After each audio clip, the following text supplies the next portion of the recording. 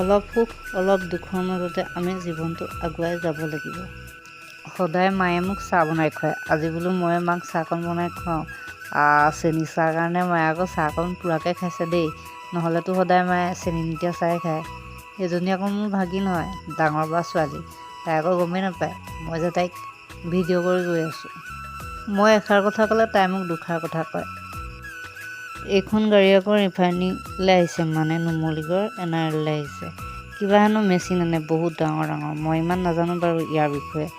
মই আকৌ মাক ক'লোঁ দেই, বোলো বৈ ভিডিঅ' এটা বনাওঁ, বৈচোন বৈ ফটো একপি মাৰোঁ। মা আকৌ যাবলৈ ইচ্ছাই নকৰে, মা হেনো লাজ লাগে, সদায় বোলে ফটো মাৰি থাকিলে মানুহে কি বুলি ক'ব।